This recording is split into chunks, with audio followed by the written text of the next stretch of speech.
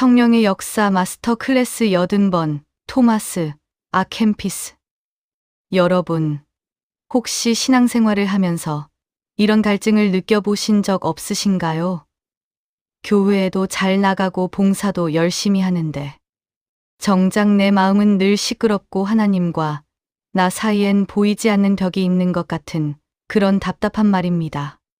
성경 다음으로 전 세계 기독교인들이 가장 많이 읽은 책, 그리스도를 본받아의 저자 토마스 캠피스는 그 해결책이 화려한 사역이나 겉으로 드러나는 열심이 아니라 바로 나의 골방에 있다고 말합니다.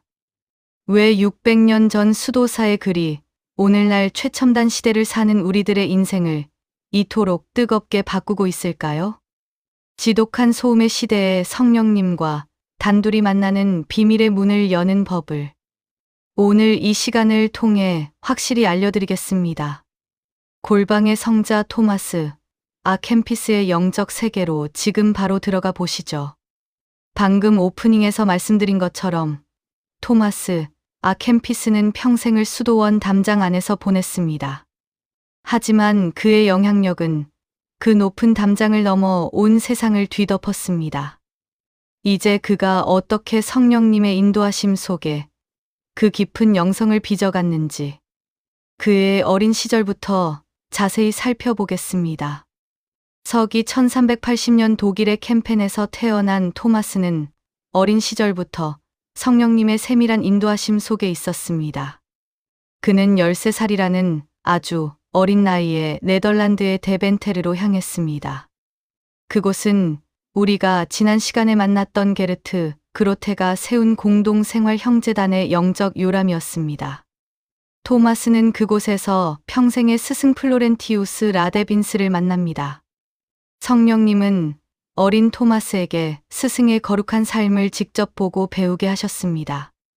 스승 라데빈스가 가난한 이들을 섬기고 성경을 필사하며 보여준 그 온유함은 토마스의 영혼에 지워지지 않는 성령의 인침이 되었습니다. 그는 스승의 얼굴에서 뿜어져 나오는 평강을 보며 깨달았습니다. 진정한 신앙은 말을 많이 하는 것이 아니라 성령 안에서 주님을 닮아가는 존재의 변화라는 사실을 말입니다. 그는 일찍이 세상의 야망을 버리고 오직 주님과 하나 되는 길을 선택했습니다. 지금까지 토마스가 어떤 영적 토양에서 자랐는지 살펴보았습니다. 한 사람의 거룩한 스승이 어린 영혼에게 미치는 영향이 얼마나 큰지 우리는 다시 한번 깨닫게 됩니다. 이제는 그가 70년 동안 머물며 영적 보물인 그리스도를 본바다를 탄생시킨 성 아그네스 수도원에서의 삶을 더 깊이 들여다보겠습니다.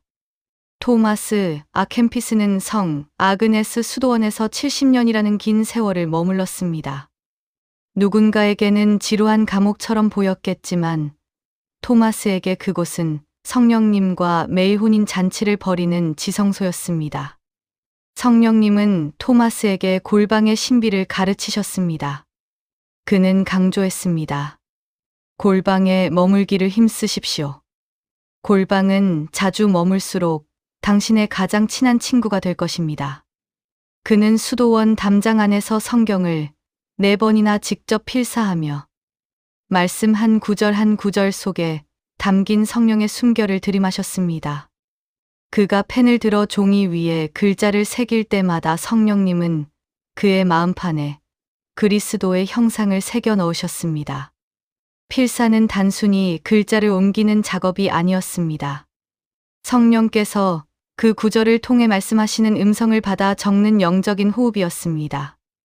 그는 한 문장을 쓸 때마다 멈춰 서서 그 말씀이 자신의 영혼에 어떻게 역사하는지를 깊이 묵상했습니다. 이 70년의 고독 속에서 탄생한 것이 바로 그리스도를 본바다입니다. 이 책은 단순히 지식의 산물이 아니라 성령의 임재 안에서 주님과 나누었던 뜨거운 대화의 기록입니다. 이 책의 첫 부분에서 성령님은 토마스를 통해 우리 영혼이 세상의 헛된 욕망으로부터 어떻게 돌아서야 하는지를 가르치십니다. 세상의 모든 학문을 다 알고 사람들의 칭송을 듣는다. 해도 하나님 앞에 겸손하지 못하면 그것이 무슨 소용이 있겠습니까? 성령님은 토마스의 입술을 통해 외치십니다. 지식을 자랑하지 말고 오직 하나님을 두려워하며 그분 앞에서 낮아지십시오. 높은 지식보다 깨끗한 양심이 우리를 하나님께로 더 가까이 인도합니다. 그는 우리가 세상의 허용을 비워낼 때 비로소 성령의 참된 지혜가 우리 안에 깃든다는 사실을 뼈저리게 증언했습니다. 그는 독자들에게 이렇게 묻는 것 같습니다.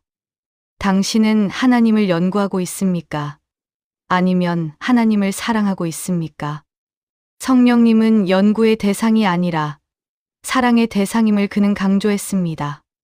그런데 여러분, 단순히 세상의 욕심을 버리는 것만으로는 부족합니다. 진정한 변화는 우리 존재의 더 깊은 곳에서 일어나야 합니다. 그래서 성령님은 토마스를 내면의 세계로 더 깊이 초대하셨습니다.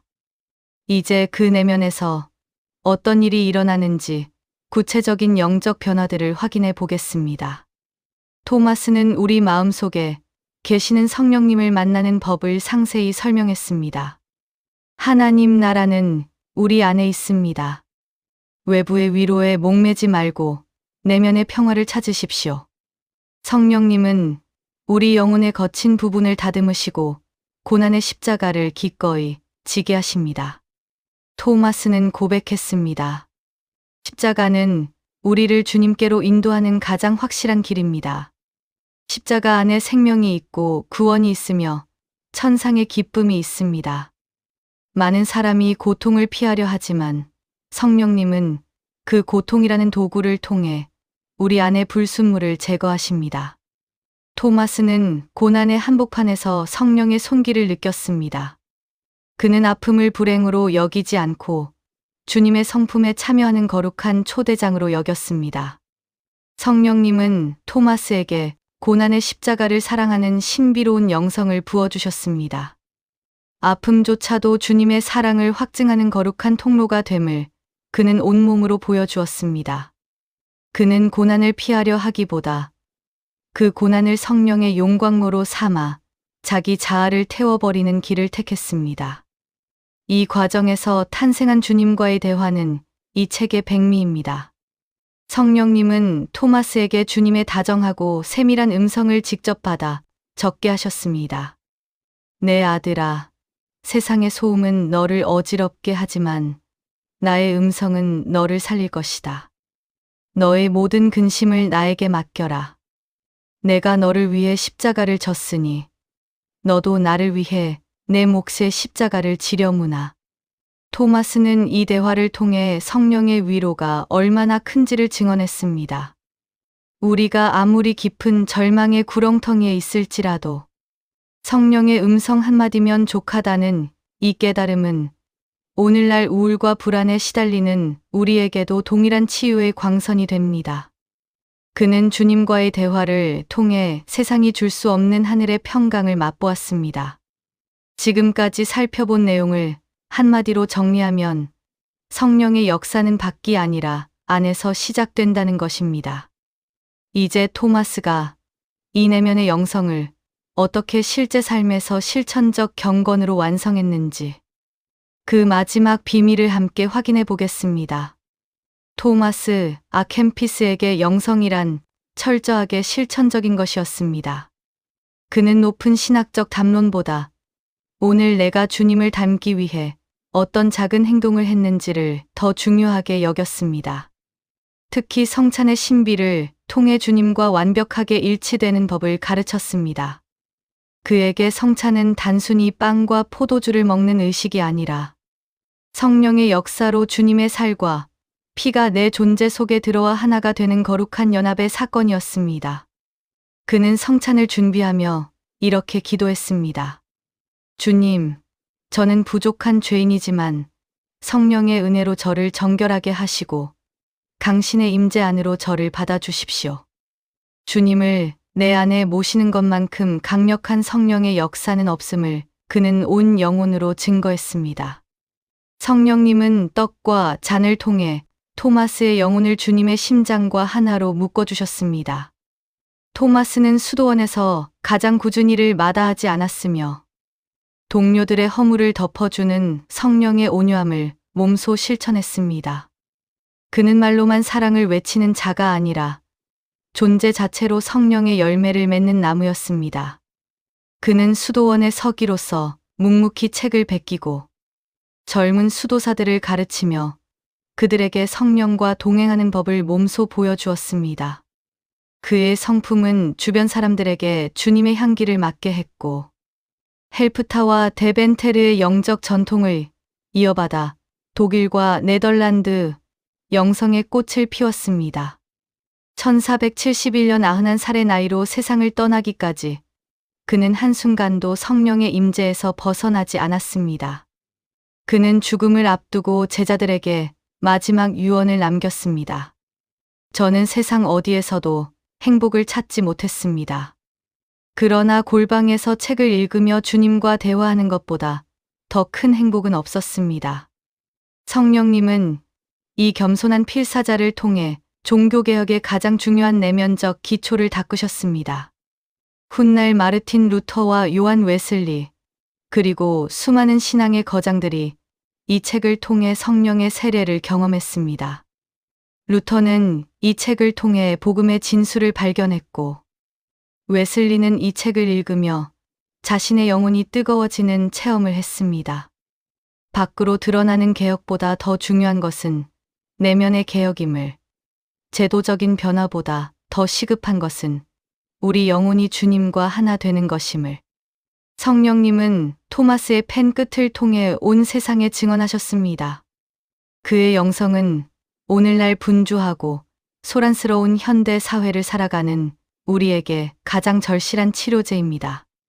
우리는 너무나 많은 정보와 소음 속에 살고 있습니다.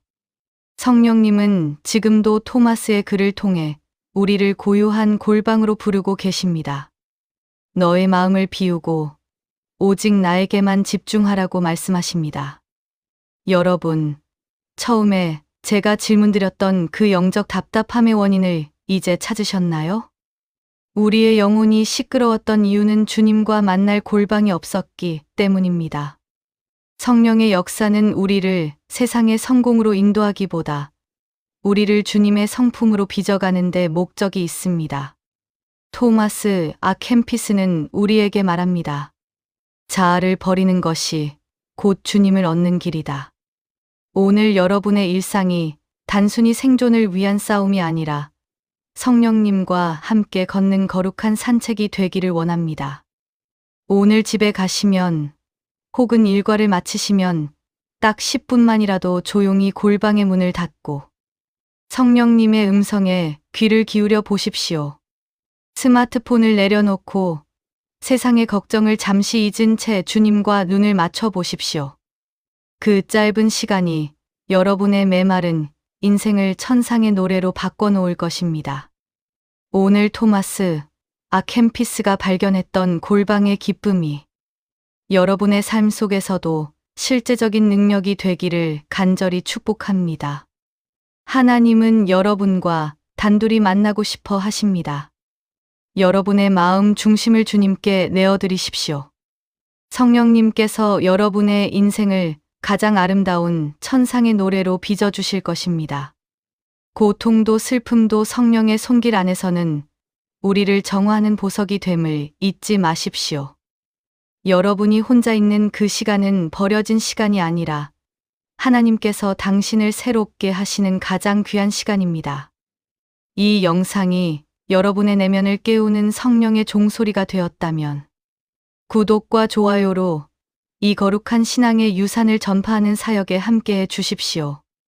여러분의 작은 참여가 또 다른 누군가에게는 골방의 기쁨을 알리는 귀한 통로가 될 것입니다. 성령님의 역사는 이제 수도원의 깊은 고요를 넘어 잠든 유럽의 양심을 깨우고 진리의 횃불을 높이 들었던 순교자에게로 흐릅니다.